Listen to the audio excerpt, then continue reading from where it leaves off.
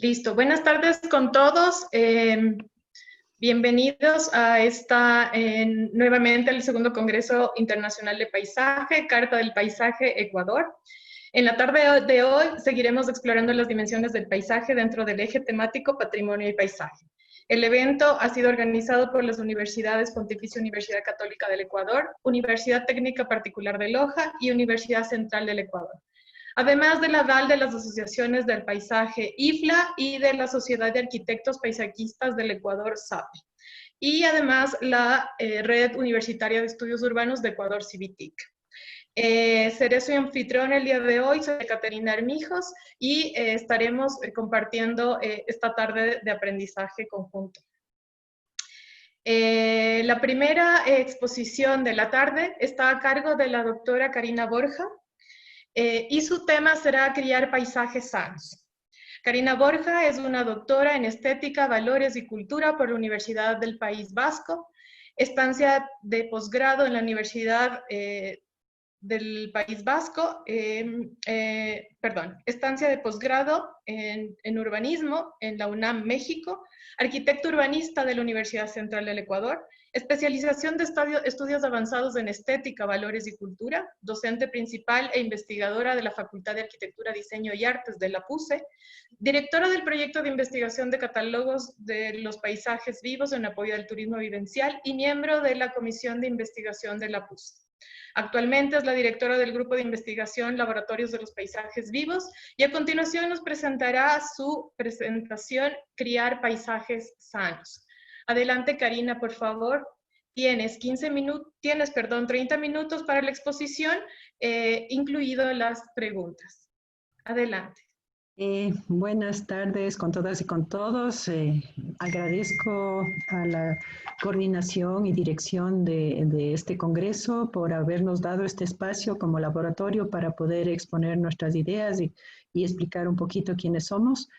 Bueno, voy a iniciar la propuesta conversando desde qué es el paisaje vivo, y el laboratorio, quería decirles que trabaja. ¿Puedes pasar la diapositiva, por favor, Steffi? El laboratorio trabaja desde el 2013. Nosotros tenemos como misión esto de ser un espacio de experimentación y acción, por eso nos llamamos laboratorio, pero también de reflexión, y propiciamos la crianza de los paisajes vivos sanos a través de procesos participativos de investigación, docencia y vinculación con la comunidad en distintas situaciones de vulnerabilidad. El siguiente. Esta presentación la vamos a organizar en la hemos organizado en 4 segmentos. El primero, que explicaré yo, el quehacer de laboratorio en docencia, investigación y vinculación, que lo explicarán los miembros, una parte de los miembros del laboratorio, que son Estefanía Quesada, Carlos Balda y Renato Rivos.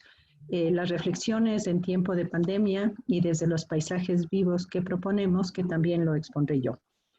Bueno, solo para contextualizar, el siguiente, por favor, Steffi.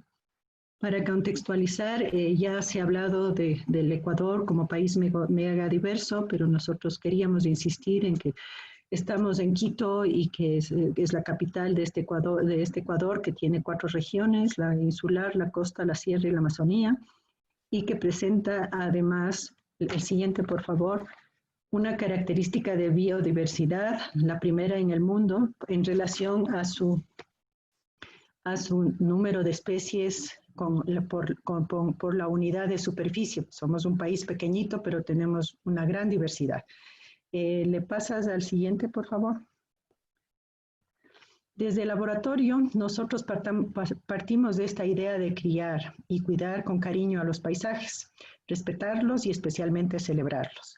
Es una propuesta teórica intercultural, por tanto reconoce los conceptos del mundo occidental, por eso usamos el concepto de paisaje. No vamos a aclarar en esta exposición el concepto de paisaje. Ya en esta mañana se discutió acerca de los paisajes. Sabemos que es un concepto polisémico y conflictivo, pero al mismo tiempo tiene una carga emocional importante, por eso lo escogimos. Y asimismo tiene principios del pensamiento andino en el cual todo tiene vida, y por tanto los paisajes, por eso los llamamos paisajes vivos. Desde esta perspectiva es muy importante la idea de criar los paisajes. De ahí la importancia de comprender qué es esto de criar. Este es un verbo que significa mutualidad y amparo y sentido de reciprocidad, porque al criar lo criado nos cría. En consecuencia, al hacer bien a la comunidad es hacerse bien a uno mismo. Criar bien el río o la montaña solo puede traer beneficios. Todo esto repercute directamente en la bonanza del Ayllu, la comunidad hermanada, y por tanto en la crianza de los paisajes. Si sembramos y criamos paisajes armónicos y sanos, tendremos habitantes saludables y equilibrados. Los paisajes son el termómetro de un lugar, de una región, de un país. En el momento actual es cuando más hemos visto los enfermos que están por las inequidades, los desequilibrios y la violencia en los que se han criado. Pasamos a la segunda parte, para lo cual paso la voz a Estefanía Quesada.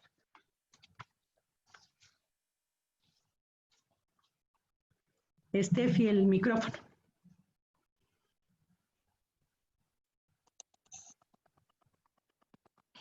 Sí, yo les voy a hablar sobre cómo ha trabajado el laboratorio en las provincias de Imbabura, Pichincha, Cotopaxi.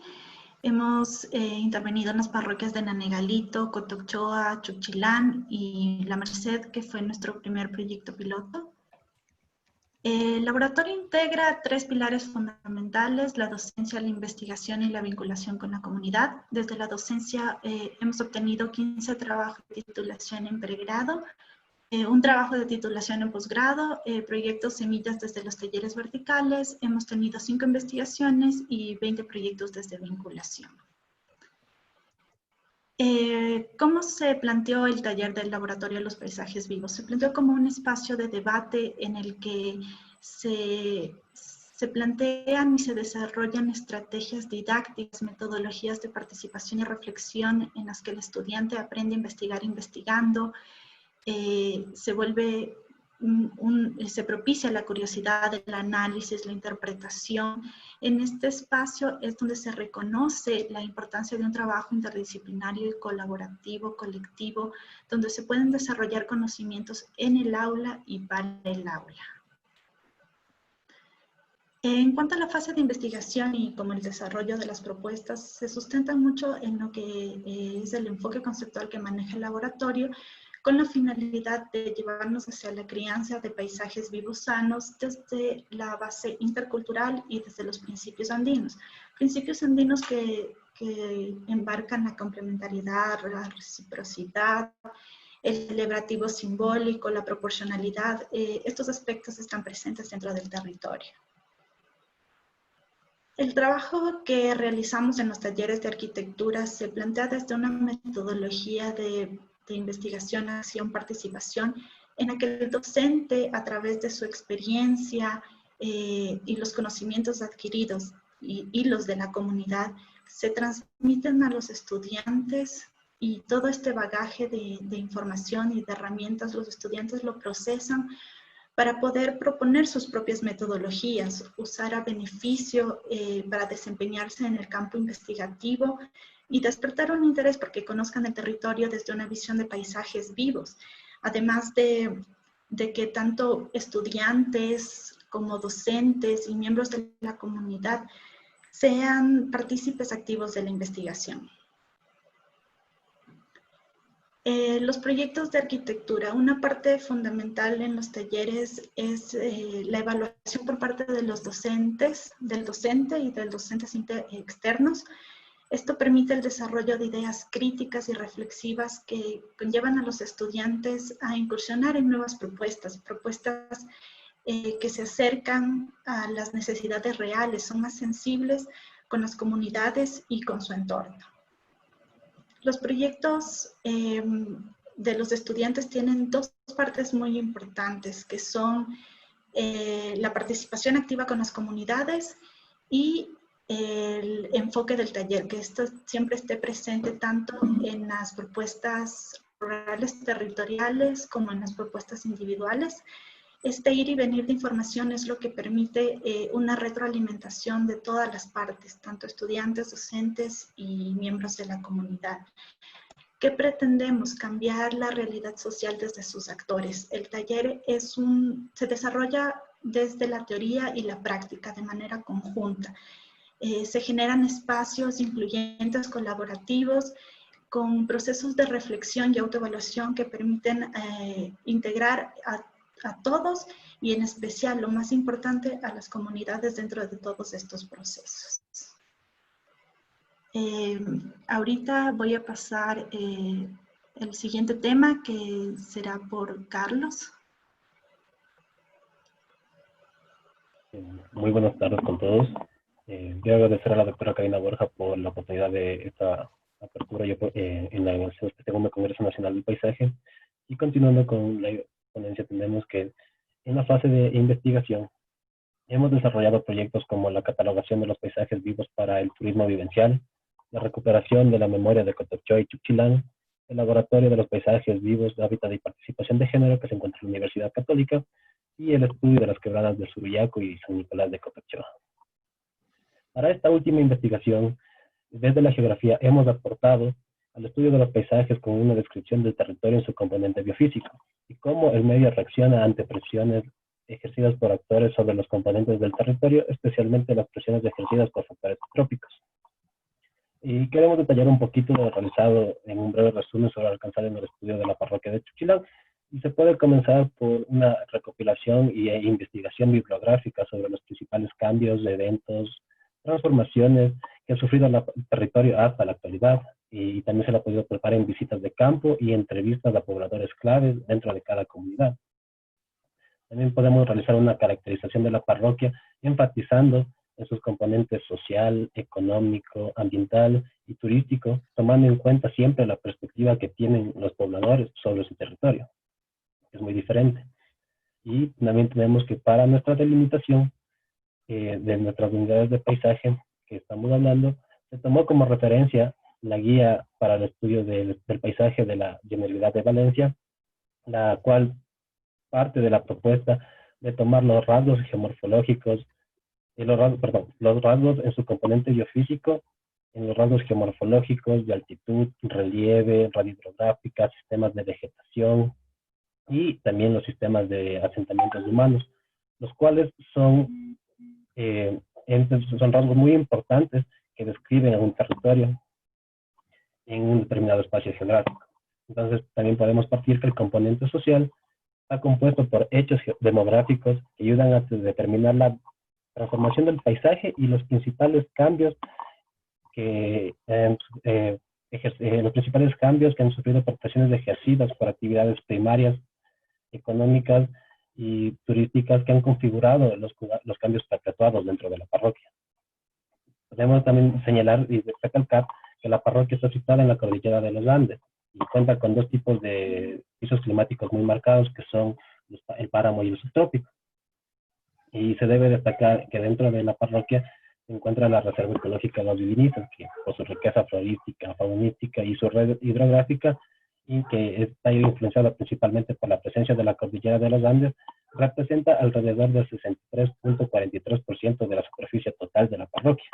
Y desde su instauración en 1996, impidió el avance de la frontera agrícola y la extracción de madera. Son factores responsables de la merma de ecosistemas, especialmente de nuestra pérdida de páramo y la pérdida de biodiversidad dentro de la reserva, que son elementos indispensables y esenciales que describen a la reserva. Y entonces, nosotros para esto hemos realizado varias fichas que son la base del libro del catálogo de paisajes vivos de Chuquilán, el cual también contendrá el estudio de los paisajes simbólicos de dicha parroquia. Muchas gracias. A continuación, Renato continúa con la conferencia. Muchas gracias. Buenas tardes con todos, con todas. Yo les voy a contar un poco sobre el tema de los talleres participativos, cómo se obtuvo toda esta información por parte de la comunidad y cómo se va validando, cuál es el proceso que nosotros utilizamos desde el laboratorio para poder entender estas situaciones y realidades dentro del territorio. Los talleres los realizamos en Chuquilango, Llama San Pedro y Zaraguasi entre el 29 y el 31 de julio del 2019. Es muy importante tomar en cuenta antes de realizar cualquier taller, ver justamente la historia que se encuentra dentro del territorio.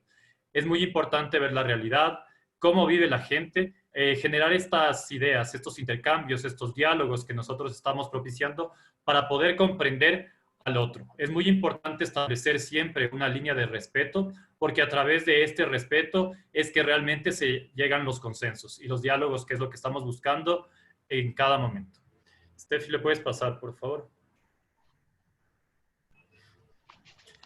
Bueno, las fotografías de acá muestran un poco los proyectos, la transferencia que nosotros hemos hecho dentro de territorio. No simplemente es, a veces se entiende que la arquitectura es solo un objeto construido, pero realmente nosotros vemos que no, que realmente tiene otro tipo de dinámicas. Pueden ser sensibilizaciones, concientización, capacitaciones, pueden ser celebraciones, pueden ser anteproyectos arquitectónicos, intervenciones espaciales, en fin, un sinnúmero de cosas y de productos que se pueden entender para realizar arquitectura, porque realmente, como explicó Karina al comienzo, la idea del paisaje cobija todos estos elementos, ¿no? Y lo más importante es sensibilizarnos con el territorio y que al mismo tiempo nosotros podamos apoyar a la comunidad fortaleciendo lo que es el tema de su identidad. Pásale, por favor.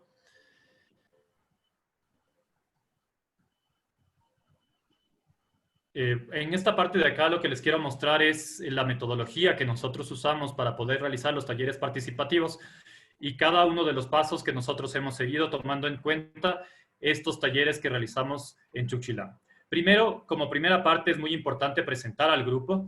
Esto es muy importante porque establece los diferentes roles que vamos a tener dentro de la comunidad.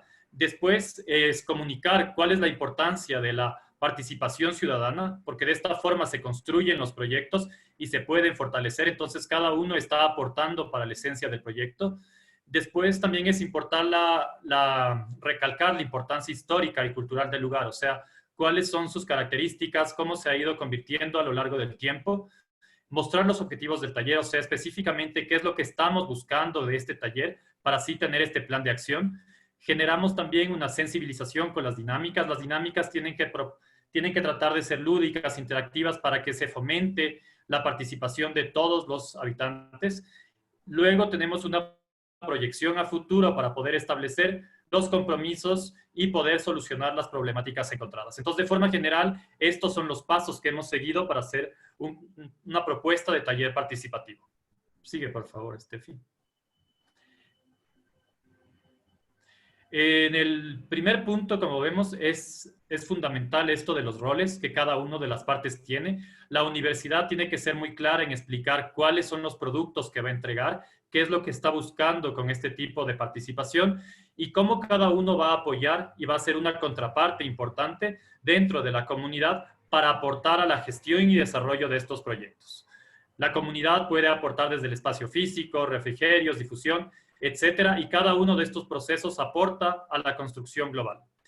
En la participación ciudadana es importante porque a veces dentro de Latinoamérica vemos que no se toma muy en cuenta al habitante para la construcción de estos procesos. Entonces es justamente este elemento formativo que nos permite mostrar y evidenciar la importancia de cada uno de los roles. Síguele, por favor.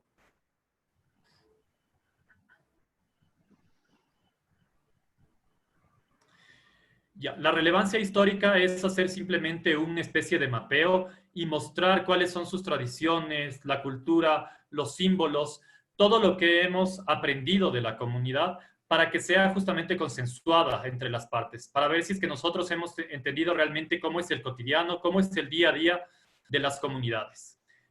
Seguido se vienen los objetivos y es mostrar la importancia de los paisajes vivos, empezar a mostrar qué es un paisaje vivo, entender por qué es importante la participación. Para ello hemos generado una metodología que es la metodología del arquitecto intérprete, encontrar cuáles son los paisajes sanos, los malsanos, entender cuáles son los imaginarios del paisaje y de esta forma lo que nosotros hicimos es validar un poco lo que son estos diferentes paisajes que encontramos dentro del territorio, que ya les explicó hace rato Carlos. Y así podemos determinar cuáles son estas unidades de paisaje para que sean validadas por favor.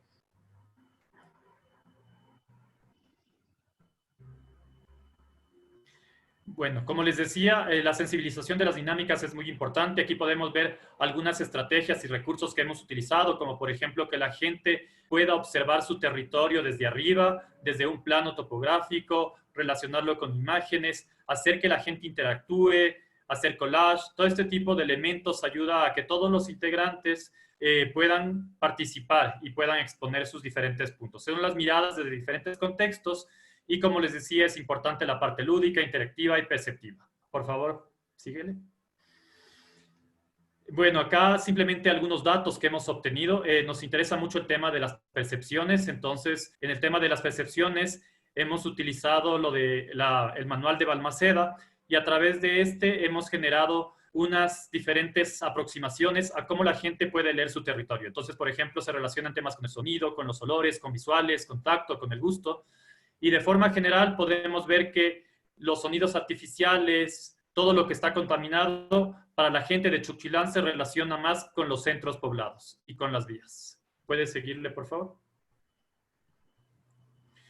Aquí simplemente es una muestra de cómo llegamos a los compromisos y a los acuerdos. Entonces, como ustedes ven ahí, se generan unos papelotes. En estos papelotes empezamos a mostrar cuáles son los acuerdos que tiene la universidad, a qué nos estamos comprometiendo, pero al mismo tiempo la comunidad, qué es lo que está buscando. Entonces, en este caso, ellos se comprometían a cuidar los páramos, a organizarse, a mantener un poco la cultura, y de esta forma siempre estamos estableciendo este diálogo, ¿no?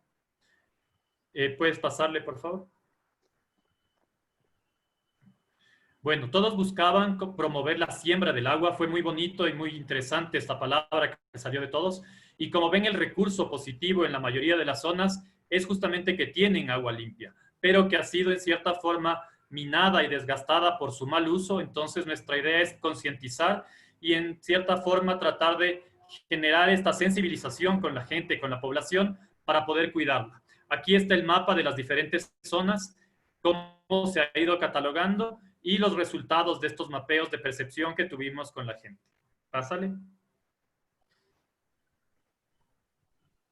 De esta forma, simplemente ya le doy la palabra a Karina para que pueda continuar con la presentación y ver cómo se está sintetizando todo el trabajo.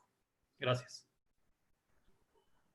Gracias, Renato. Gracias, Carlos. Gracias, Steffi, por enseñar cómo es lo que estamos trabajando en equipo, especialmente dentro del laboratorio. La gran pregunta nuestra es cómo lograr unos paisajes sanos en los momentos actuales. Para nosotros, en este eje que estamos trabajando, que es el eje de patrimonio y paisaje, nos pareció de importancia que en el momento que estamos viviendo, reflexionar sobre qué hacer en la pospandemia para crear unos paisajes sanos. Lo interesante de esta época de pandemia ha sido la explosión de espacios de reflexión sobre esto, webinars, foros, artículos, etcétera, ha permitido que pensadores de diversa procedencia en cuanto a país y también a formación, expresen sus deseos de cambio hacia nuevas estructuras de la sociedad. Coincidimos con algunas de esas ideas, por eso las traemos acá. Y bueno, lo que todos han dicho y lo que nos ha interesado es que lo peor que nos puede pasar en la pospandemia sería volver a lo mismo.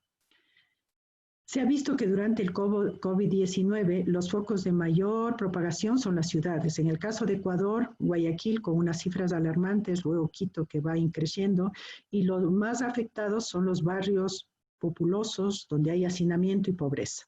El virus es invisible, nos decían en muchos sitios, pero ha sacado a la luz las diferencias y prejuicios de clases sociales, de raza, de género. Aparecen muchos cuestionamientos. ¿Cómo es posible que en las ciudades se concilien con tanta desigualdad? ¿Qué pasa con las propuestas de las ciudades compactas? ¿Por qué tanta ineficiencia en los servicios de salud, entre otros? Han surgido, por otro lado, propuestas, pero lo que ha sobresalido para todos nosotros ha sido la aplicación de las nuevas tecnologías como herramienta principal de confinamiento y del futuro de la ciudad. Esta pandemia fue el laboratorio para el teletrabajo, el telestudio, la compra en línea y, por supuesto, el control desmedido. En Nueva York, el gobernador lo ha dicho, las primeras prioridades para enfrentar el post-COVID-19 se centran en telesalud, aprendizaje remoto y banda ancha. La utilización de tecnología para mejorar las cosas. Hay una tendencia definida a la tecnología sin contacto de los humanos. Los humanos son biopeligrosos, las máquinas no lo son, lo decía Anuja Sonalker de CEO de SteerTech. Este es otro virus poderoso que nos llega, porque nos obliga a tener ciertas ideas. En este futuro, bajo la construcción apresurada de estas tendencias hacia una aceleración de la velocidad warp, acercándonos a la velocidad de la luz, no hay cabida para los menos privilegiados. Concordamos con lo que expone Naomi Klein. Es un futuro en el que cada uno de nuestros movimientos, nuestras relaciones pueden rastrearse y extraer datos en base a acuerdos increíbles entre los gobiernos y estos gigantes o colosos tecnológicos. Naomi también dice, si el Internet es esencial para nuestras vidas, no debería tratarse como utilidad pública sin fines de lucro y por tanto no debería pertenecer a estas grandes transnacionales. Nos encaminamos hacia unos ciberpaisajes. Ante esto necesitamos contrapropuestas que respondan a preguntas como, ¿es posible habitar la Tierra de otro modo? En el caso de las ciudades y de nuestra profesión de arquitectos, ¿hay otro modo de construir? Bueno, creemos que sí. Como cuestiona el arquitecto brasilero Carlos Tavares, en el caso de nuestra propuesta, por supuesto, es cómo lograr unos paisajes sanos. Es el momento de partir de propuestas optimistas, es decir, eliminando de que pasará la tormenta y no pasará nada. Creemos que la pandemia es una oportunidad de repensar nuestros sistemas y que a nivel de las ciudades el verde entrará, con la idea de reconectarlos a lo que está vivo. Es el único modo de reconstruir el sistema inmunológico terrestre que permite que la vida prospere. Es el momento de pensar que el paisaje urbano tiene que rehabilitarse antes que expandirse, porque si bien lo compacto en la pandemia ha significado mayores problemas, no estamos en épocas de ocupar nuevos suelos, nos dijo Mireia Pires en el foro de la ciudad vaciada. Las viviendas, los servicios, no solo a nivel urbano, sino también rural, deben ser rehabilitados, deben ser curados.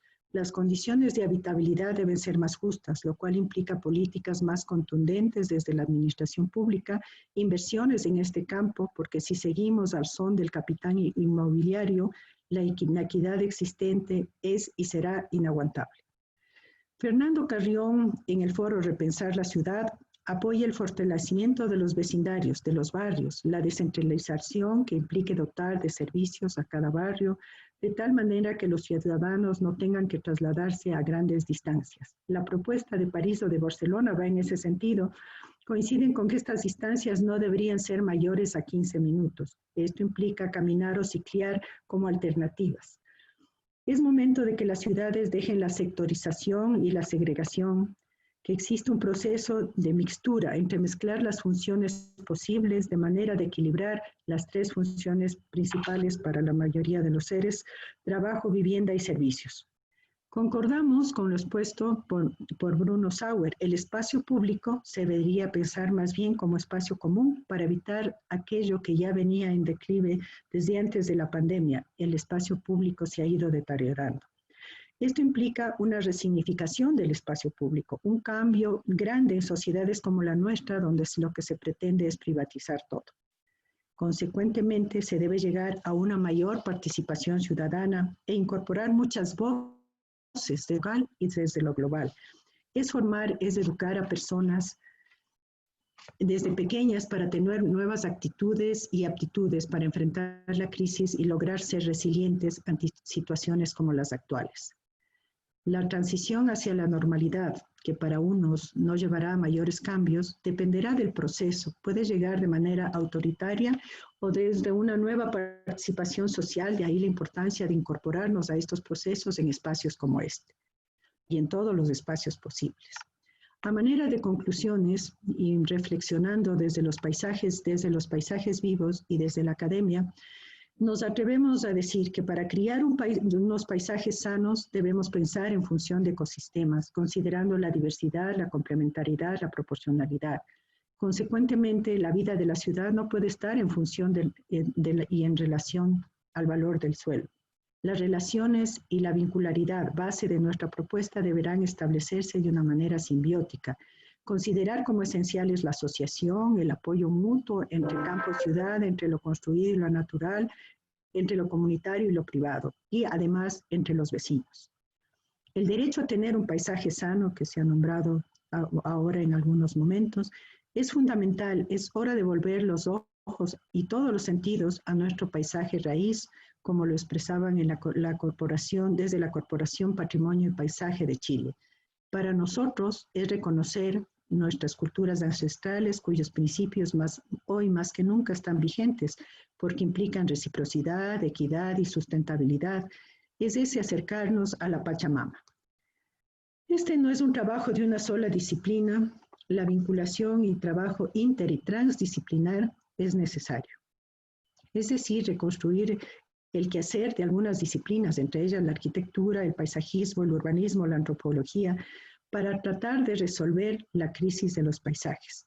Por tanto, habrá que enfrentar la formación desde las universidades de otra manera. Tenemos que estar juntos a la sociedad en este trabajo de reconstituirnos y no solo pensar en esto de la educación remota o de un sistema semi-remoto, etc. Para ello son necesarios cambios, nuevos modelos sociales y económicos, compromiso de los entes gubernamentales para un trabajo conjunto, empoderamiento de las comunidades para tener un paisaje sano, la relación sensible con el paisaje y esencialmente su valoración y el disfrute.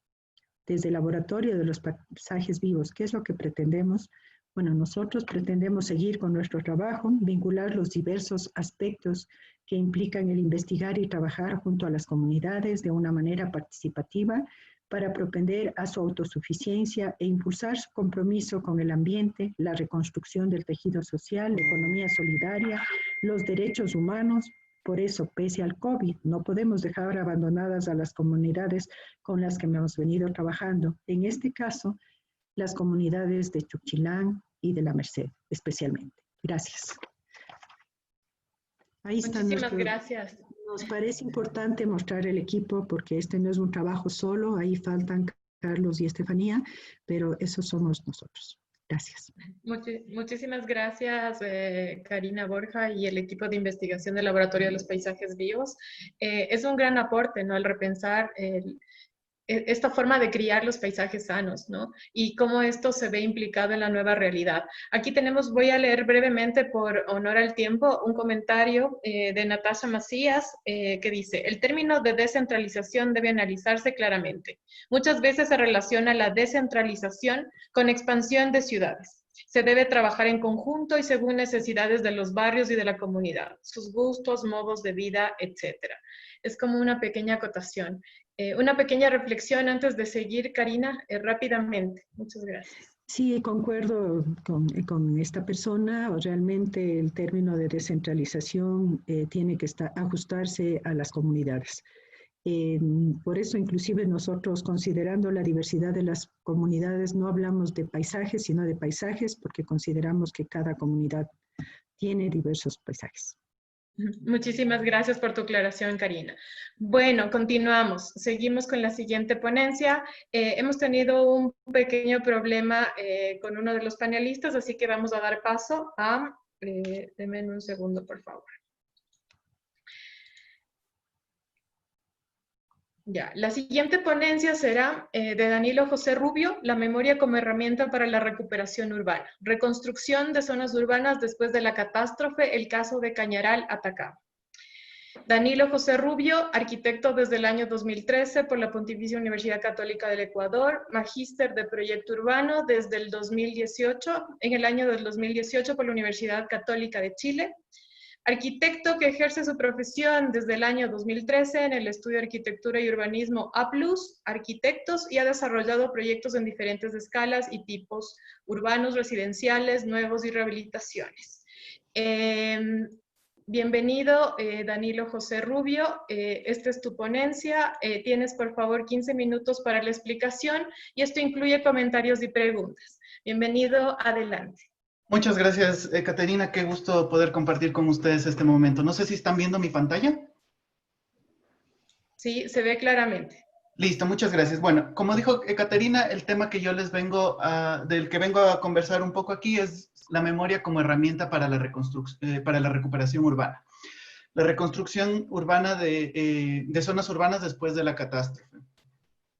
El caso con el que se trabajó en esta investigación en el marco de mi maestría es el caso de la ciudad de Chañaral, que está ubicada en la región de Atacama, una región desértica con algunos problemas de provisiones de agua potable para su gente, de agua en general para su gente, problemas económicos, problemas de salud, por razones que las voy a ir explicando un poquito más adelante.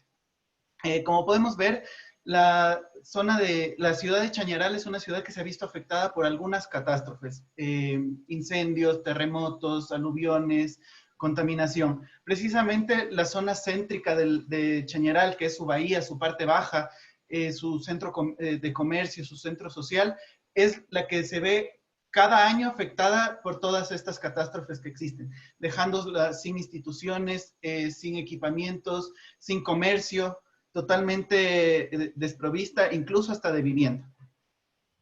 ¿Cuál es la problemática que se presenta aquí? Existe un círculo vicioso, como podemos ver en este esquema, de una ciudad existente donde llega una catástrofe y donde el proyecto urbano que se viene a implantar muchas veces ignora el patrimonio, la memoria, la identidad de una ciudad y simplemente trata de resolver, yo qué sé, con infraestructura, por ejemplo, vial, puentes, trata de resolver las necesidades puntuales que causa la catástrofe y no cómo reconstruir ese hilo o esa línea del tiempo del desarrollo de la ciudad. Entonces, esta investigación lo que busca es hacer una propuesta de reflexión de la memoria y de lo que está en peligro de perderse antes de implantar un proyecto urbano. Como podemos ver en la línea del tiempo en la parte de arriba, Chañaral durante muchos años, a lo largo de la historia, ha tenido diferentes catástrofes. Nos vamos a centrar en 3 específicas que son las más grandes, que es la de 1920 y 1922, que existió el terremoto y maremoto, uno de los terremotos y maremotos más grandes que ha sufrido el país, que terminó dañando gran parte de la bahía y el centro de la ciudad, la calle Merino Jarpa específicamente, que es la principal calle de la ciudad, dejándola sin su industria de la fundición del cobre, que era su principal fuente de ingresos, ya que desde aquí, al ser uno de los primeros puertos de Chile, se exportaba directamente hacia todo el mundo el cobre del país. La siguiente catástrofe es un periodo de aproximadamente 50 años a partir de 1938, donde los relaves de la minería del cobre se ubicaron en toda la bahía de la ciudad. Y como podemos ver, el antiguo borde costero se recorrió más o menos 6 kilómetros, dejando esta bahía como uno de los puntos más contaminados de toda la costa pacífica en el continente. Y la tercera catástrofe, que es más reciente, la del 2015, que es uno de el aluvión más grande que ha ocurrido en esta región, el cual se dirige por el río El Salado, la quebrada Conchuelas y la quebrada Cabritos hacia la parte baja, la bahía nuevamente de la ciudad. Merino Jarpa se ve otra vez afectado. Como podemos ver en esta fotografía de 1915, Chañaral era una ciudad completamente activa, llena de industria, incluso tenía hasta un ferrocarril que se dirigía por dentro de la ciudad, por Merino Jarpa precisamente, recogiendo todo el cobre de las diferentes industrias de fundiciones. Aquí en el fondo podemos ver hasta las chimeneas que existían en esta época, para llevarla al puerto y del puerto cargarla en los barcos y de ahí que se conecte con todo el mundo. Actualmente este es el panorama que se vive en Merino Jarpa, en el centro de la ciudad. Edificaciones totalmente abandonadas, destruidos, comercios precarios, instituciones como el municipio, totalmente selladas y cerradas, sin chance de una recuperación. Terrenos totalmente baldíos, que hoy en día no tienen ninguna función, que se puede entender por lo que existía antes aquí, algunos de sus usos o los potenciales que podrían tener. Para entender un poco más qué son estos lugares, se intentó caracterizarlos de alguna forma un poco más desde la bibliografía y desde los conceptos. Surgen estos 4 conceptos de lugar, no lugar, terrain bag y brownfields, que de alguna manera, como pueden ver en sus descripciones, cada uno tiene algo que ver con la memoria, por la importancia que estos tuvieron en el pasado, por la importancia que tienen actualmente, por su ubicación dentro de la geografía de la ciudad, o por el potencial que estos pueden tener para en un futuro brindar nuevos usos a la ciudadanía. Entonces, ¿de qué tipo de memoria es la que estamos hablando aquí? Halbach, que es como el pionero de las investigaciones sobre la memoria urbana y la memoria del paisaje y el patrimonio, nos habla de que existen dos tipos de memoria, la memoria individual y la memoria colectiva. La individual es un poco más subjetiva, que se enmarca más en la experiencia personal del individuo, ya sea en su vida diaria, en su profesión o en su relación con el resto de la gente. Pero la memoria colectiva, que es la que nos interesa, ¿por qué nos interesa? Porque es la que junta todos los tipos los diferentes testimonios de la memoria individual. De ellos se alimenta. Se alimenta de los libros, la fotografía, la cartografía y precisamente de los testimonios de cada persona. Al momento que esta memoria colectiva empieza a cruzar los diferentes tipos de memoria individual, es donde empiezan a encontrarse coincidencias que hacen que nos explique cuál es la identidad verdadera de una ciudad, qué es lo que se está poniendo en riesgo, qué es lo que había aquí, nos cuenta cómo es la ciudad. Yendo un poco más profundo en esto de la memoria, Denis Jodelet, en cambio, abre un poco más o desglosa un poco más esto de la memoria y nos habla que existen tres tipos de memoria. La memoria colectiva, que habla de la vida social, de las actividades profesionales o de la vida festiva de una ciudad, de su cultura. La memoria de acontecimientos históricos, que es la que permanece de manera emblemática, que puede ser la forma en cómo se recuerda un evento, ya sea positivo o negativo, una catástrofe o un evento festivo. Y la que nos compete un poquito más a los arquitectos directamente, la memoria monumental, que es la de protección y conservación, que ya habla un poco más del objeto arquitectónico, de las tipologías, de los métodos constructivos que se podrían poner también en riesgo en una catástrofe.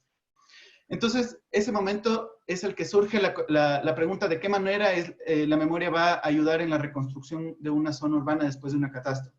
La hipótesis que se planteó en esta investigación es que la memoria es el link que se necesita para vincular un nuevo proyecto que es totalmente ajeno a la ciudad con la vida y con las personas que aquí ya existían. Va a ser como esa forma de relación, sí, un link relacional entre las personas y el proyecto para que este funcione, sea aceptado y atienda las necesidades actuales y futuras de la ciudad.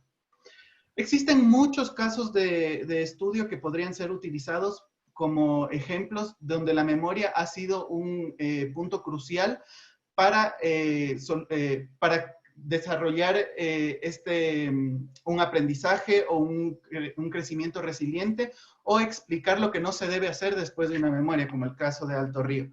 Por el tiempo no voy a poder explicárselos, pero se los dejo como referentes para que los tomen en cuenta. La verdadera fuente de alimentación de la memoria, en realidad, en esta investigación fueron los libros, la gente, la cartografía y las imágenes, porque era la única forma de entender qué es Chañaral, no ese video inicial que les presenté de una ciudad totalmente destruida. Chañaral es esto. Chañaral es imágenes, topografía, fotografías, industria, gente buena. Como parte de su memoria de acontecimientos históricos podemos ver lo que ya les había comentado, la pérdida de esta relación de una ciudad costera que hoy en día ya no cuenta con su costa, a pesar de que la puede ver a lo lejos, ni siquiera la pueden utilizar, su geografía, su topografía. Como parte de la memoria colectiva de la ciudad podemos ver que Merino Jarpa nuevamente es el escenario principal de la ciudad al contener todos los eventos sociales que aquí existían y su bahía, con diferentes otros tipos de festividades, que hoy en día no tienen cabida en la ciudad, ya que no existe este escenario emblemático que en algún momento fue Merino Jarpa.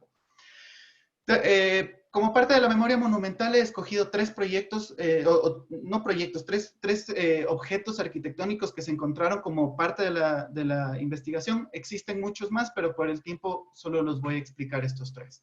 El primero es una iglesia que existe en Chañaral, en la calle Merino Jarpa, que se encuentra totalmente deteriorada y pasa totalmente desapercibida cuando uno visita la ciudad. Esta iglesia fue construida en el periodo de 1870 a 1878 y fue declarada en el año de 1994 Monumento Nacional. Como pueden ver en esta fotografía, se encuentra totalmente deteriorada. Incluso hay unas edificaciones privadas de vivienda y restaurantes y comercios frente a ella, lo que hacen que ni siquiera tenga relación con la ciudad. Y se ingresa simplemente por esta puertita que debe tener 1,20 m de ancho. Por otro lado, otro objeto que pudimos encontrar haciendo este recorrido histórico por la ciudad, es el Teatro de Chañaral. Un teatro que fue igual construido en el año de 1887, que fue donado por los bomberos de la ciudad, que arquitectónicamente cumple con muchas de las especificaciones de una tipología de teatro, pero que hoy en día incluso nuevamente aparece la edificación actual, la edificación nueva, cubriendo el ingreso a esta ciudad. El nuevo edificio de los bomberos de Chañaral bloquea completamente el acceso hacia el teatro, que hoy en día está convertido en una bodega. Como pueden ver, su riqueza arquitectónica, aunque es modesta, a simple vista se la puede ver, pero el deterioro ha hecho que esto se vaya perdiendo poco a poco. Y por último, esta edificación que, si bien es cierto el valor arquitectónico de una tipología o de una metodología constructiva, no existe. El valor de esta construcción va más porque es la única edificación que sobrevivió al aluvión del 2015 en la ribera del río donde estaba edificado. Entonces, este antiguo hostal puede ser el testimonio que dentro de un proyecto urbano mucho más grande donde se trata la ribera del río Merino Jarpa, este puede ser el testimonio de lo que sucedió aquí, para que no se vuelva a permitir que se edifique una ribera de un río y que genere un aprendizaje para la ciudad. Como podemos ver, Merino Jarpa ya deja de ser ese video triste que se presentó al inicio, sino que Merino Jarpa empieza a ser personas, empiezan a hacer libros, vivencias, arquitectura, tipologías, una hermosa bahía, empieza a tener una riqueza mucho más grande que normalmente una infraestructura después de una catástrofe probablemente no la tomaría en cuenta. Ese esquema inicial del círculo vicioso de la ciudad y la catástrofe deja de tener sentido. Más bien se podría convertir en al utilizar la memoria se podría convertir en una espiral de la resiliencia, donde su corazón es la ciudad existente, donde se cree la memoria y el patrimonio, y que a pesar de que cuando llegue una catástrofe, estas ciudades van a estar preparadas para generar una memoria de conservación, que la memoria de conservación es la que se encarga de, al momento de la emergencia, paralelamente de salvar vidas, también busca salvar fotografías, bibliografía, todos los testimonios de lo que pueden guardar la identidad de la ciudad. ¿Para qué? Para luego poder alimentar el proyecto urbano a través de una memoria de aprendizaje y de prevención, para que la ciudad recuperada, incluso si volviera a haber una catástrofe, no se vea afectada de la misma forma, sino que su línea de desarrollo y de identidad pueda seguir su curso y pueda poder responder a una catástrofe. Te quedan 2 minutos, por favor, Dani. Eso sería toda la exposición, Eka. No sé si tienen algún comentario. Muchas perfecto. Gracias. Entonces, yo tengo así como un comentario, ¿no? O sea, me parece súper interesante partir de esta reflexión del paisaje vulnerable, ¿no es cierto? Que es capaz de ser cambiante de un momento al otro a partir de una catástrofe. ¿Cómo construir, entendiendo ahora que estamos en esta condición de quédate en casa y que también es un proceso catastrófico, digamos, es un riesgo, estamos vulnerables? ¿Cómo entender ese proceso de la memoria aplicado en nuestra actualidad? ¿Cómo le ves? ¿Cómo nos puedes contar tu visión de cómo, a partir de esta investigación que has tenido a partir de, me imagino que de 1 o 2 años, cómo lo logras ver? Bueno, definitivamente esto también es una catástrofe. Las catástrofes que pueden afectar a una ciudad son naturales o antrópicas. Este caso, esta catástrofe que es natural, pero es de una sanidad, también va a marcar ya un hito dentro de esta historia de nuestro país y del mundo. Entonces, en este momento probablemente la memoria de esta pandemia no sea tan palpable porque como la estamos viviendo ahora recién se está creando. Pero yo creería que más bien en este caso lo que se tiene que hacer es de alguna manera que se genere ese aprendizaje de lo que se hizo mal en este momento para que luego, si pudiera existir otra enfermedad, estemos preparados para recibirla. Yo qué sé, con modificaciones en nuestras viviendas para que la gente viva de una mejor forma, modificaciones en nuestros espacios públicos, pero que de alguna forma nosotros podamos palpar por qué estos cambios surgieron. Entonces, no creo que deberíamos olvidar desde el punto de vista urbanístico, arquitectónico, del paisaje, que algún momento vivimos esto. O sea, tiene que de alguna forma reflejarse en el territorio, en la ciudad, dejar huellas esta pandemia para que no vuelva a ocurrir. Recupero tus palabras en el sentido de que ya no somos los mismos y que de aquí en adelante tenemos otra memoria, pero también tenemos la memoria que queda latente, ¿no? La de nuestros ancestros, la de nuestras acciones, tradiciones, Justamente. y que enriquecen y no nos dejan ver estos videos tan fríos, sino más bien llenos de vida y llenos de esperanza. Te agradezco mucho, Danilo. Sigamos con la siguiente ponencia. Muchas gracias.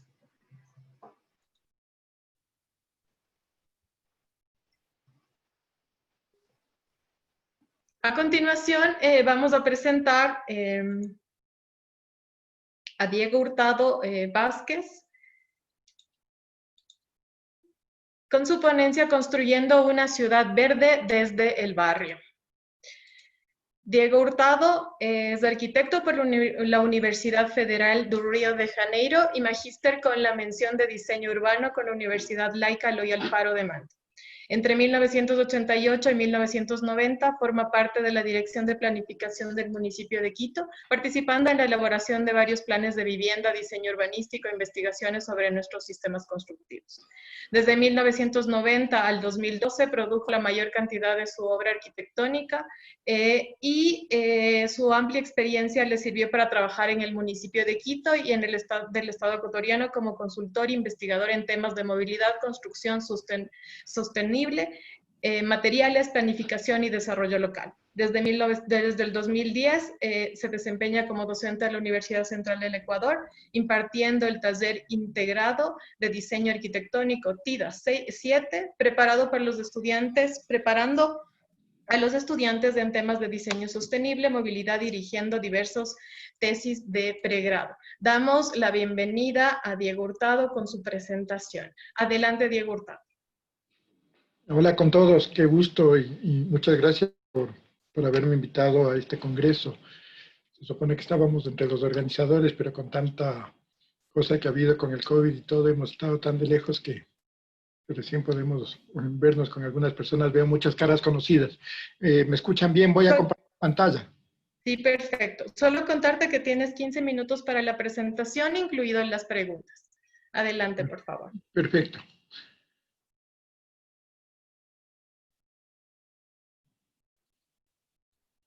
¿Está la pantalla ahí? Se está compartiendo. Perfecto. Se la ve, se la distingue. Ya, muy bien. Entonces, bueno, como hay 15 minutos y bien, es bastante concreta. Lo que voy a presentar, bueno, el título Construyendo una ciudad verde desde el barrio. En la primera imagen se muestra Quito como ahora que tiene una gran centralidad y es muy extensa. Entonces, esto parte de una propuesta de ir creando múltiples centralidades que se presenta en la segunda imagen, y justamente en este puntito a la derecha de la imagen están de donde parte esto, ¿no? De tener las cosas a distancias caminables. No se me está corriendo ya. Entonces, bueno, aquí hay unos tres conceptos claves. Prácticamente lo teórico de aquí viene desde la complejidad de Edgar Morin, desde lo biológico, lo antropológico y lo físico, de todos esos factores que crean tanta complejidad. Abordo sobre todo el tema del principio hologramático dentro de la teoría de Morin de la complejidad, en donde en la pequeña parte está el todo. Entonces esto, pasando a lo que sería ciudad, vendrían prácticamente a leerse que desde la pequeña escala, desde el sector de nuestro entorno inmediato, en este caso el barrio, se puede construir la ciudad de lo mínimo. Algo también que lo ha dicho muchas, tiene mucho de este criterio, el tema de los fractales. Pero también en la biología el código genético está en la célula y a la final eso se multiplica y tienes el todo, ¿no? Y mucha diversidad y mucha complejidad se logra desde la pequeña parte, ahí puede contenerse. Por otra parte está Alexander desde la naturaleza del orden, en donde uno de los principios es de que los humanos en sí, el 90% responde a lo mismo de lo que quiere, de lo que desea. O sea, en cualquier cultura, en cualquier lugar, todos vemos lo que consideramos que es bueno, pero además hay la ciencia, que hay mucha ciencia abarcada que nos permite llegar a cierta precisión, como para llegar a un orden, y ese orden se lo hace desde la pequeña escala, es más fácil, porque es más fácil desde ahí autoorganizarnos y autorregularnos. Y hay otro factor que es el de Fromm de la teoría del amor, o sea, si estamos motivados podemos actuar para trabajar sobre eso. Nos volvemos responsables, lo cuidamos y hacemos inclusive con mucho respeto, y dentro de esos principios aplicado a la ciudad es cómo motivar al ciudadano para las causas de ciudad. Entonces hay una meta grande de ciudad desde la pequeña escala, desde el barrio. Es mucho más fácil que se organicen en base a conocimiento, que van a tener conocimiento de cómo hacerlo y eso lograr cambios. Bueno, esto se aplica a un montón de factores. O sea, esto puedes aplicarlo para manejo de residuos, lo puedes aplicar para el tema de movilidad, para conseguir digamos, una movilidad sostenible, lo puedes conseguir para un gran ahorro energético. En este caso lo vamos a ver que la meta que nos vamos a poner, cómo se puede aplicar esto. Ay, perdón.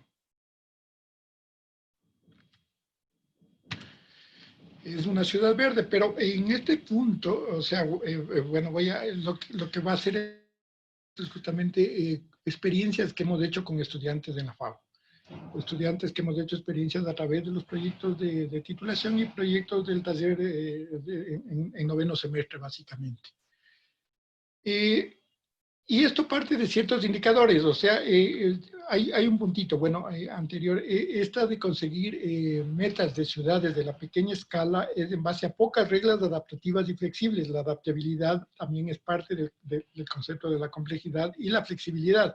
O sea, desgraciadamente la planificación determinista desde arriba, que quiere imponer algo y decir esto se lo va a lograr en tal tiempo, con estrategias, es difícil conseguirlo desde algo tan amplio. Entonces aquí viene desde lo pequeño, desde lo chiquito, con metas de ciudad lo vas a lograr.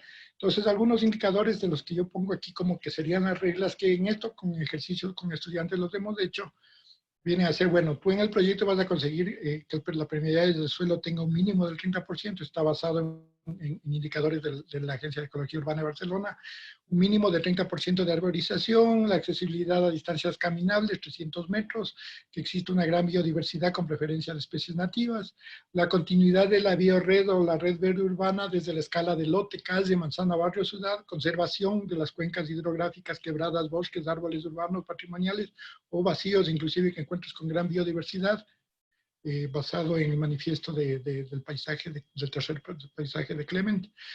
Y dentro de esto, inclusive, ya entran los indicadores de habitabilidad, que las edificaciones tengan buenas condiciones de habitabilidad, luz natural, sol. Para eso hay distancias máximas de los espacios habitables. En espacios habitables, inclusive los de trabajo, los de talleres, los de equipamientos, o sea, no solo los de residencia. Y también eso te implica alturas en relación entre altura entre bloques para que inclusive los espacios interiores sean confortables, elementos de sombra, vuelve el tema de el tema de protección contra la lluvia y de tal manera que inclusive el espacio exterior sea muy agradable. Hablamos siempre de esto, de la ciudad tiene sus islas de calor y mucho que tiene que ver inclusive con materiales y otras cosas más. Entonces, esto que parece muy complejo comienza a abordarse desde ciertos principios que no son tan complejos. Indicadores de paisaje, ya entra a la escala humana respecto a la integración del paisaje natural, bueno, Cullen, Lynch, Alexander, entre otros, respecto a la integración también con el paisaje construido y la diversidad espacial. Todos estos indicadores anteriores, más de estos digamos, de paisaje, los que veíamos, los ambientales y los de habitabilidad, es lo que en sí conforman el espacio, es el paisaje construido, el paisaje urbano. O sea, entre todos estos ya tienen las herramientas y comienzan a limitar. Entonces, dentro de eso ya podríamos ir viendo cómo se van consiguiendo en ejercicios. Aquí venimos con el tema de la arborización en verde y en aceras, en las cuales hay un sistema de franjas donde se puede hacer, digamos, los diferentes ejercicios que también ya se hizo en algún momento un manual de espacios activos y caminables. Y dentro de estas franjas se comienza a determinar dónde puedes arborizar, la parte donde vas a circular, la parte donde es junto a la fachada, donde se generan actividades hacia afuera, pero puedes ir generando cómo vas a ir cumpliendo en esto. Entonces aquí, por ejemplo, es aplicado el manual en la Mariscal, ejercicios que han hecho los estudiantes como vinculación con los barrios y con la asociación de peatones sobre todo. Hemos trabajado, esto es un trabajo de fin de carrera en el Quinche, cómo cambia del antes al después a través de estos elementos. y se va conformando un cambio. Esto ya es un caso trabajando con Alianza Solidaria en Quitumbe, ya es un caso más bien de trabajo con la comunidad, con barrio, entonces donde se ve cómo esto puede integrarse a la arquitectura, al paisaje, a nuevas propuestas. Ellos tienen un valor grandísimo en el barrio porque fueron los que recuperaron una quebrada que era basurero y lo convirtieron en un gran parque que ahora es ejemplo de cómo puede ser una quebrada mantenida bien como un espacio para la comunidad dentro del barrio y esto ir integrándose a la red. Entonces comienzan a ver elementos de las edificaciones junto al borde, cómo deberían irse integrando a la quebrada, cómo en las calles, cómo ir creando, dando espacio al automóvil, lógicamente, para ir generando otros espacios, para que en esos espacios se gane estos espacios de permeabilidad, arborización, verdes desde la calle, porque en las calles básicamente tenemos una acera de hormigón y las calles de asfalto y se acabó, y las construcciones también, y patios encementados. Entonces, ¿cómo ir transformando? Y aquí se hace una propuesta de cómo esa misma calle puede irse transformando a través de pequeños espacios, y esto lo tomo como cómo logras que la visión 2040 de la anterior administración, que tiene unas cuestiones súper chéveres como visión, pero cómo los llegas a hacer. Entonces es poco a poco las transformaciones que se harían en las calles del barrio, desde las diferentes escalas, entre el 2019, 26, 33, 40, etapas de 7 años, y pudieran irse dando esta transformación, ¿no? Y bueno, aquí hay otra escala, otra de las calles, cómo podrían irse transformando. Y lo mismo los espacios, inclusive recuperando el agua limpia, tienen un sistema donde que algún momento, digamos, en el mismo parque que ya lo tienen, ellos tienen inclusive acuíferos que han recuperado y como es esto, ojos de agua, pero dentro del que ahora está contaminado, porque vienen con corrientes, llegas a tener prácticamente un esquema de un espacio con mucha, con verde, agua y los elementos construidos dentro de lo natural y el paisaje construido. Y igual dentro del mismo esquema, cómo pudiera transformarse en el tiempo 2018, 19, 26 y 33, ¿no? Ya hasta el 2040, en donde podría crecer.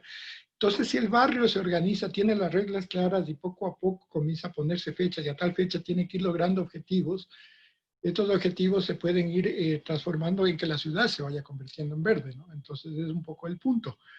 Y lógicamente esto lo hemos hecho como ejercicios con los estudiantes y los estudiantes logran, la mayoría de los logros que consiguen los estudiantes hacer, vemos que hay una gran contradicción con las normas que existen. Las normas no nos permiten. El problema está que en los planes, inclusive en los discursos, dicen tenemos que llegar a estos resultados y la sostenibilidad y el hábitat 3 y tantas cosas, pero no se llega en concreción. Y vemos que hay, y eso es unos estudios que hemos realizado, hay un problema en la normativa. Y el otro es que al ciudadano deben dejarlo, o sea, al ciudadano prácticamente con el arquitecto del barrio, el arquitecto que vive ahí, con gente que está muy capacitada, y en el caso de necesitar un arquitecto, porque puede haber también esquemas del médico del barrio con los temas de salud y otros técnicos que comiencen a partir de ahí, con metas de ciudad, comenzar a conseguir objetivos, ¿no? El ejercicio hecho en Cumbayá, en las fábricas que están atrás de la plaza central de Cumbayá, cómo puede transformarse en un espacio en lo que se ha respetado las alturas máximas del paisaje, el tema de la como rururbanidad y más o menos cómo puedes conservar dentro de esto buenas densidades, pero dentro de esas buenas densidades mantener también la escala humana y espacios verdes, y comienzas a tener así un montón de resultados. Este es un ejercicio interesante porque se le hizo a Iñaquito mandando al máximo la densidad que podríamos lograr en un estudio de lotes a través de los criterios de habitabilidad justamente, pero también entraron los criterios ya de paisaje, ¿no? Entonces comienza esto frente al Parque La Carolina, cómo las manzanas pueden transformarse teniendo edificaciones, corazones de manzana.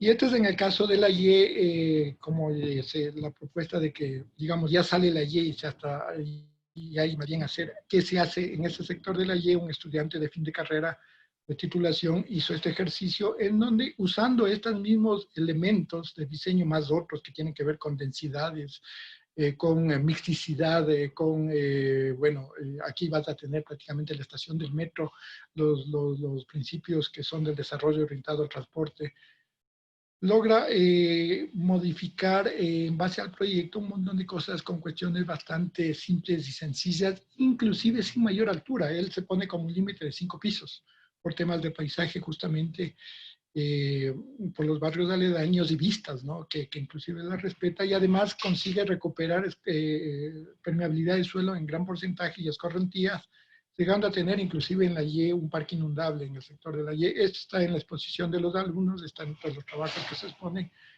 Y bueno, son ejemplos de que con pocas reglas, aquí también inclusive un manejo de las, digamos, aguas lluvias y con manejo inclusive de aguas grises. Entonces sí se pueden implementar un montón de cuestiones desde el barrio, desde pequeña escala, a través de reglas pequeñas que pueden ir abordando y cumpliendo metas de ciudad. El ejemplo de la Y del estudiante, que fue excelente. Bueno, en base a esto, como que también participamos con algunos colegas de la PUSE en el concurso de la 10 de agosto, pero puede irse transformando la ciudad en base a estas reglas, ¿no? Pero es desde el barrio, desde la pequeña escala, vuelvo a recalcar, y en base a esto, cómo se puede los mismos ciudadanos, a partir de organizarse y transformando esto en espacios como para peatones, con diversas actividades, con mucho verde, espacio con mucha diversidad, ¿no? Entonces, donde ellos ya pueden poner su granito de arena. Y aquí creo que podría ser ya la transformación de la red verde urbana realmente donde tengamos un paisaje muy integrado con la naturaleza, ¿no? En base a metas que nos pongamos y ir viendo cómo avanzamos, pero desde el barrio, y cada barrio trabajando con esto de la teoría del amor, muy motivados y con mucho respeto y con mucho cuidado hacia metas de ciudad. Esto se puede también, como digo, es un ejemplo no verde, pero viene a ser una cuestión que lo puedes manejar en todo sentido. Cómo mejorar la economía de la gente del barrio a través de propuestas que se hagan inclusive de comercio local, economía solidaria, economía circular, manejo de residuos. O sea, es algo que tiene un potencial de cambiar y transformar las ciudades. Como es un tema de congreso de paisaje, me lo he abordado en este punto. Eso, muchas gracias, Caterina, y a las órdenes, lo que ustedes quieran. Diego, muchas gracias. Aprovechando los 2 minutos, 1 minuto y medio que nos queda, vamos a ver algunas preguntas y algunas reflexiones que hemos tenido por el chat. Dice, arquitecto Hurtado, buenas tardes, le felicito por su ponencia, me queda la inquietud de saber sobre la sostenibilidad de la propuesta presentada. Esa es una. La otra dice, punto débil de la experiencia de Alianza Solidaria de Quitumbe. ¿Hay alguna propuesta? Las demás son felicitaciones y aplausos. Adelante, por favor, Diego.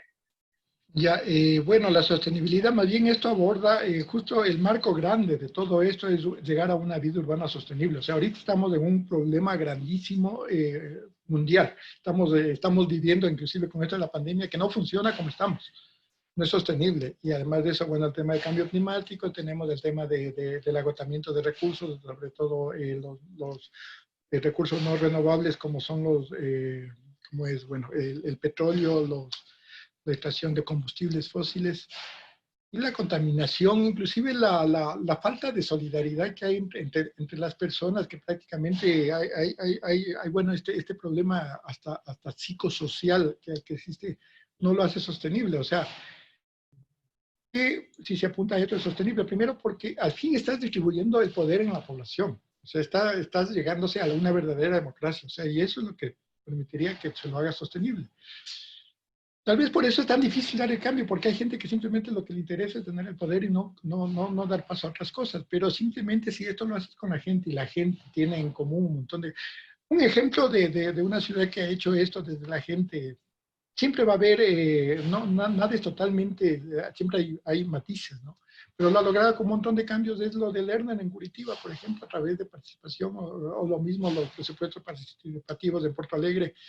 Pero mismo así hay un montón de ciudades que, digamos, poblados y aldeas que están en este movimiento de pueblos en transición que están trabajando en esto. Y ahorita mismo por el tema del COVID se está hablando justamente inclusive de generar la renta básica universal, de entrar en procesos de decrecimiento.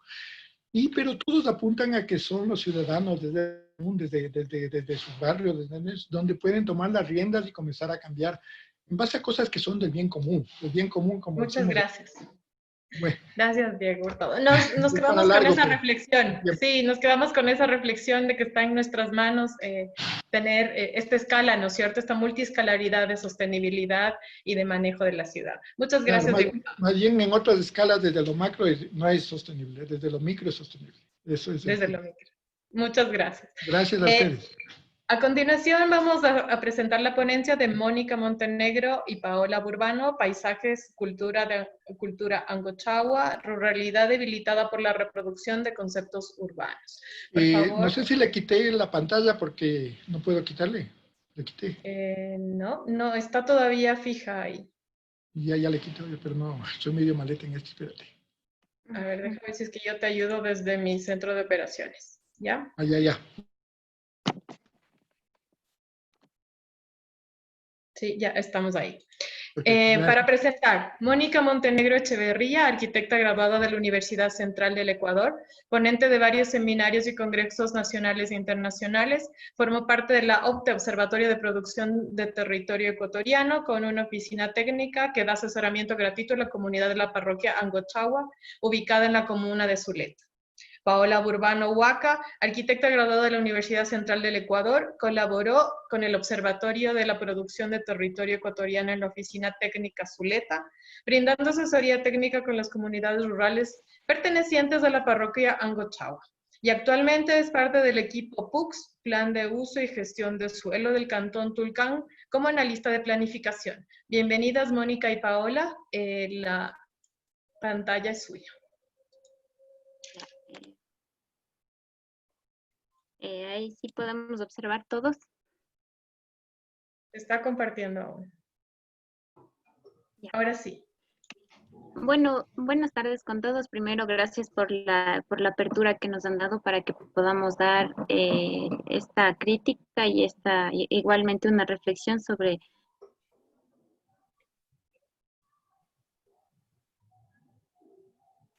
algo. ¿Sí me escuchan? Una experiencia tanto que nos fortalezca a nosotras. Sí. Ya, perfecto. ¿Sí me Tenemos escuchan? 15 minutos. Sí, ahora sí. Gracias. ¿Aló? Sí. Sí, ahora sí. Adelante. Ya. Ya. Sí, sigue por favor. Te escuchamos. Ya, yo les estaba diciendo que espero que esta experiencia sí nos sirva tanto para ustedes como para nosotros sobre nuestra investigación. El tema que vamos a presentar es la parroquia de Angochagua, estudios y experiencias para el fortalecimiento del patrimonio y el paisaje cultural en comunas rurales. Ya, como objetivo tenemos que a lo largo de estos 3 años que hemos realizado estas investigaciones, queremos explicar el proceso de investigación y la recolección de datos realizados en las diferentes comunas rurales de la parroquia de Angochagua en la provincia de Imbabura. A su vez, queremos identificar los factores que deterioran el patrimonio arquitectónico y el paisaje cultural en el territorio rural, y de esta forma generar una conciencia sobre la importancia de mantener el paisaje y el patrimonio en los territorios rurales. Buenas tardes con todos. Para el desarrollo de la metodología se ha considerado la investigación de documentos, levantamiento de datos de campo mediante encuestas, levantamientos fotográficos con el apoyo del OPTE de la Universidad Central, elaboración de planos de las viviendas, delimitación del área de trabajo. Como ya se mencionó, esta investigación se realiza en Angochagua, pero específicamente realizamos el estudio con mayor profundidad en la comuna de Zuleta. Como quinto paso, el diagnóstico de la problemática, mostrando el resultado que se indica a continuación y los resultados mediante la Oficina Técnica Zuleta. Bueno, como problemática tenemos que la imposición de visiones desarrollistas y el manejo de estándares urbanos de planificación provocan en los últimos años un efecto de fragmentación en el territorio rural. Al considerar a las grandes ciudades como un modelo de desarrollo en temas de infraestructura y economía, reflejando un avance tecnológico en numerosas categorías, surgen las siguientes problemáticas. Principalmente en la arquitectura, que se ha evidenciado una disminución de labor en la comunidad, reflejado en la pérdida del paisaje cultural, caracterizado por sus construcciones tradicionales en tierra, y los métodos ancestrales que forjan el patrimonio tangible e intangible de estos espacios. El problema radica principalmente por los habitantes que han migrado a territorios urbanos aledaños para tener un mejor futuro, creando un proceso de desterritorialización continua. En cuanto a la problemática del tema del espacio público, estos han sido replicados, imitándolos los de las grandes ciudades, reproduciéndolos en el campo, afectando así la dinámica social y trascendencia histórica del sector.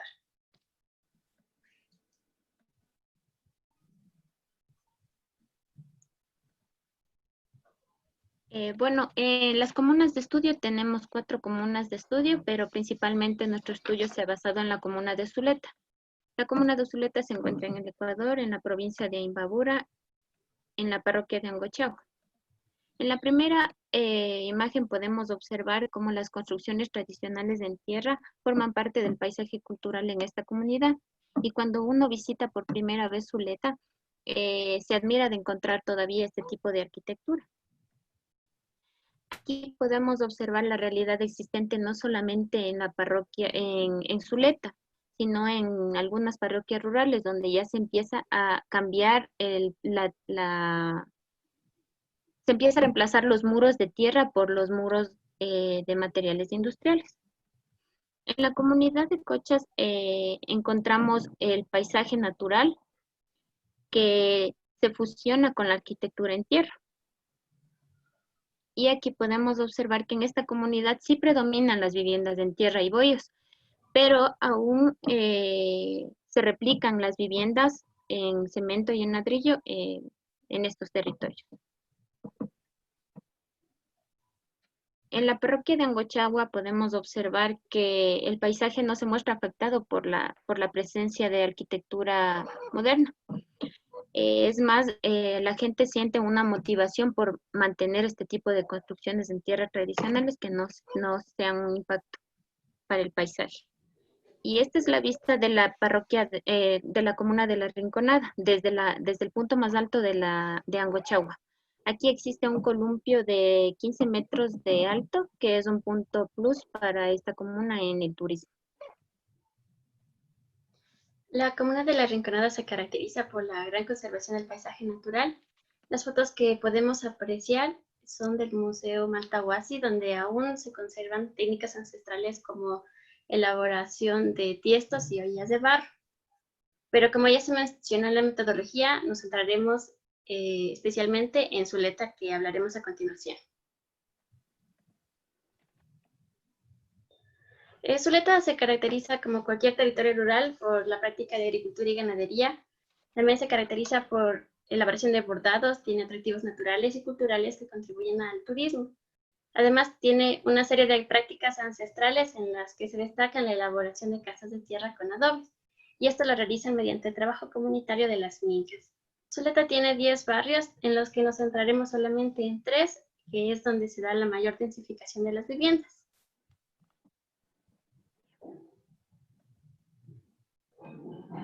En cuanto al espacio público, como ya habíamos mencionado, la problemática que hay que diferenciar qué es el territorio rural y el territorio urbano. El territorio rural es donde priman los elementos de la naturaleza, mientras que en el territorio urbano es donde existen más elementos construidos por el hombre.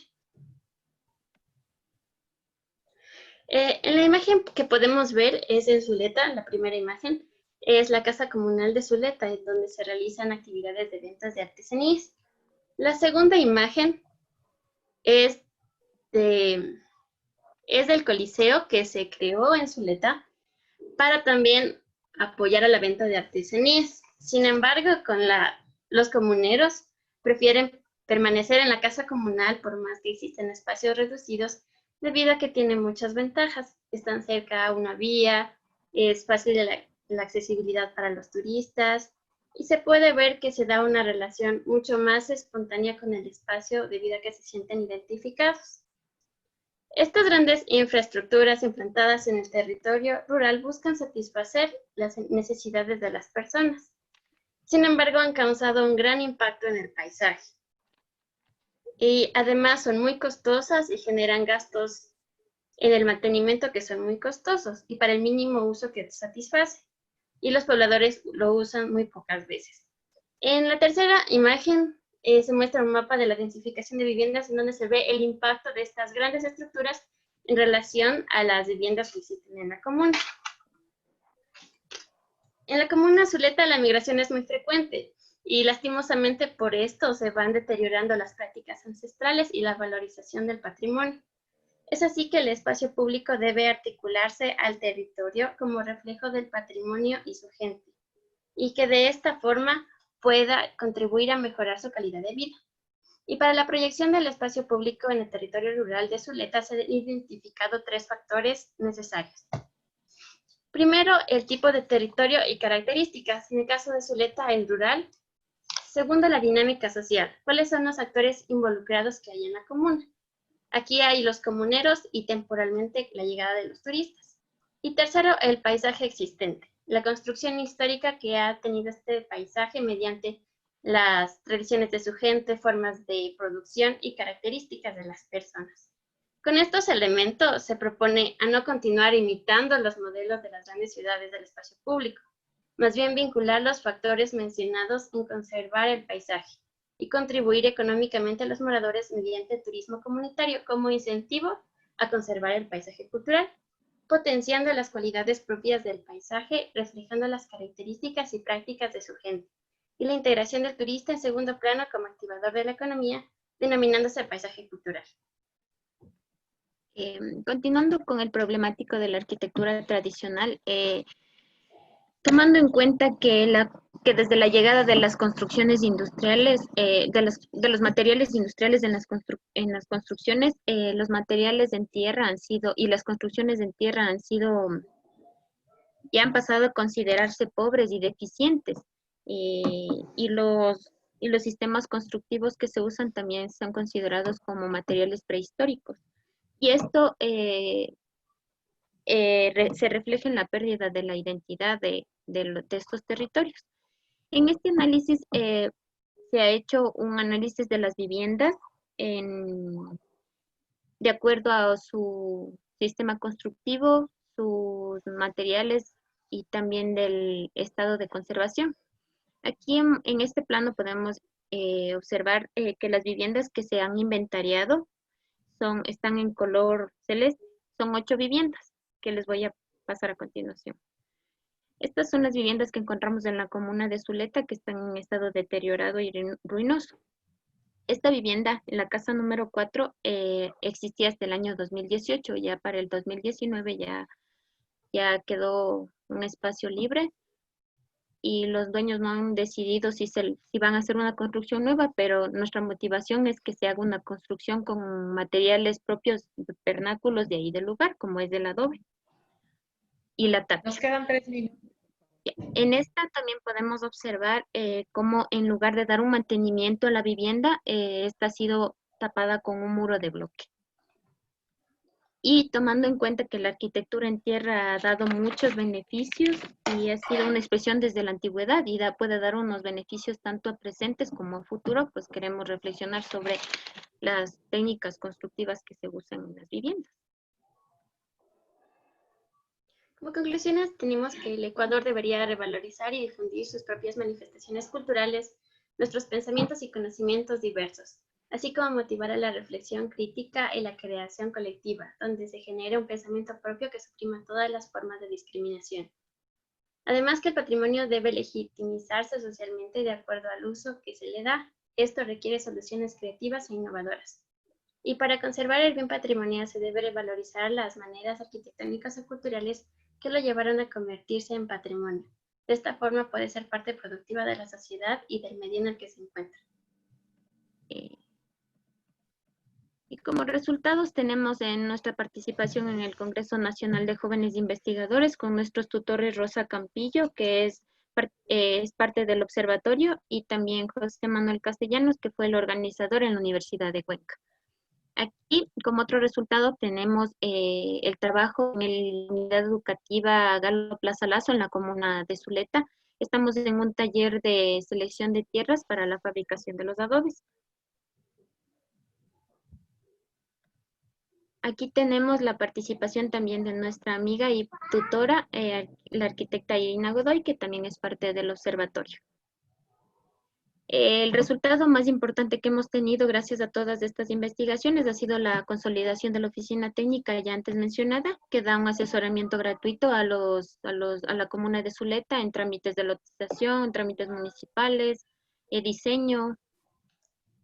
Y como gran resultado de esta oficina tenemos la participación en otras comunas, en este caso en la Asamblea de Cabildo de la Comuna de Coches, en la que estamos explicando nuestro proceso investigativo y previamente tenemos algunos proyectos que se van a realizar, pero ya por la pandemia y todo esto, entonces ya no se pudieron realizar, pero esperamos que a futuro sí se puedan realizar.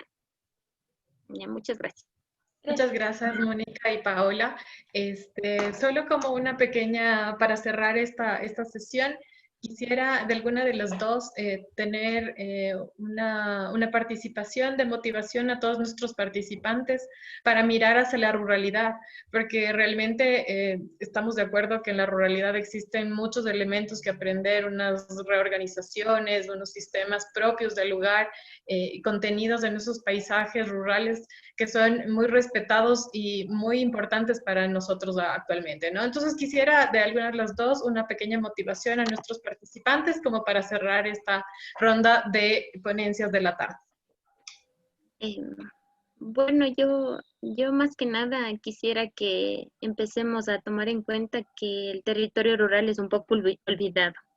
No es fácil de trabajar, pero es un territorio que no se lo une con lo urbano, sino más bien como que se detiene.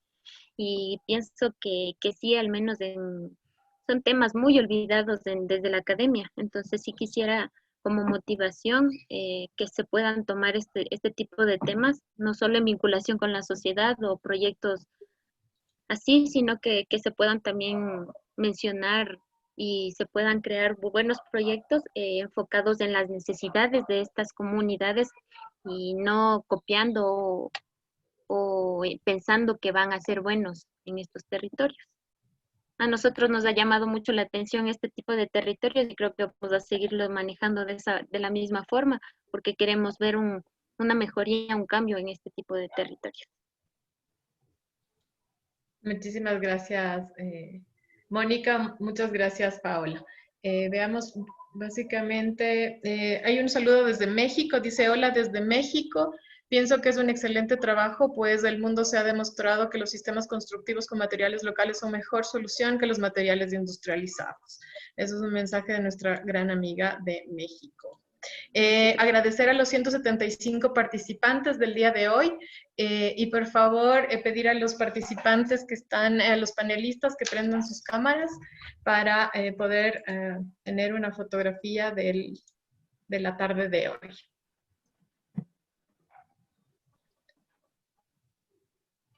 Recordarles también e invitarles a participar en nuestra exposición virtual de afiches de los ejes participativos que son el eje de patrimonio y paisaje, territorio y paisaje y medio ambiente y paisaje. También hay una muestra de proyectos de estudiantes que están en el link que les he apuntado a continuación. También invitarlos a la sesión de la tarde para que todos se unan en las conferencias magistrales de la tarde y a la mesa redonda. Muchas gracias a todos los participantes y a los panelistas por estar aquí. Gracias. Gracias. A ver, para la foto. Muchísimas gracias a todos y los esperamos en la siguiente sesión. Buena tarde. Gracias. Hasta luego. Gracias.